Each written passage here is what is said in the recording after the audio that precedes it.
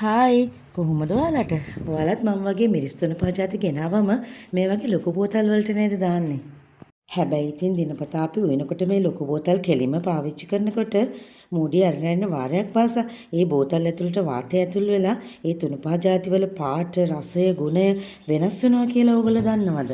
ඉතින් මේ ප්‍රශ්නට විසඳුමක් හැටියට මම ගත්ත රොටේටිං ස්පයිස් රැක් එකක්. මේකේ චූටි වීදුරු බෝතල් 18ක් තියෙනවා. චූටි කිව්වට මේක බෝතලයකට ග්‍රෑම් 50කට ආසන්න වශයෙන් දාගන්න පුළුවන්.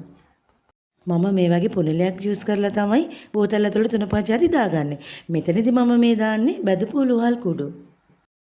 මේ හැම බෝතලෙටම එනවා මෙන්න මේ වගේ හිල් තියෙන පුංචි ප්ලාස්ටික් පියනක්. ඒක සෙට් කරලා තමයි අපි අර ලොකු මූඩියෙන් වහන්න ඕනේ. බලන්න මේ පුංචි බෝතල් අපිට අල්ලන්න උනත් කොච්චර පහසුද? මේ හිල් තියෙන පියන නිසා ඇතුළට ලොකුවට වාතය යන්නේත් නැහැ. අපිට පාවිච්චි කරන්නත් පහසුයි. මේ හිල් පියනෙන් දේවල් අපත යන්නේ නැතුව අපිට ගානට පාවිච්චි කරන්නත් පුළුවන්.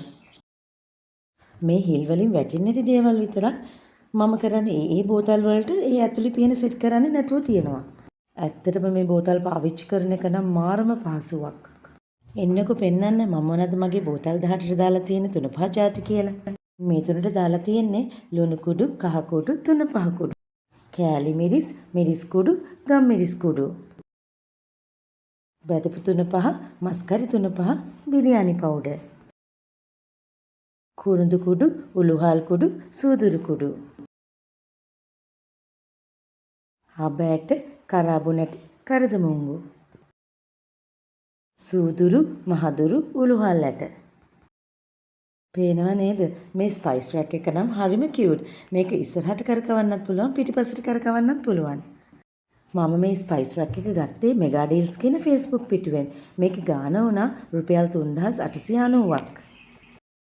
මේ ස්පයිස් රැක් එක වෙන තැන්වල නම් ගොඩාක් ගණන්. ඇත්තටම මෙගා ඩීල්ස් කියන්නේ හොඳ කම්පැනි එකක්. බලන්න මේ ස්පයිස් රැක් එක තියන්න මහ ලොකු ඉඩක් ඕනේ නෑ.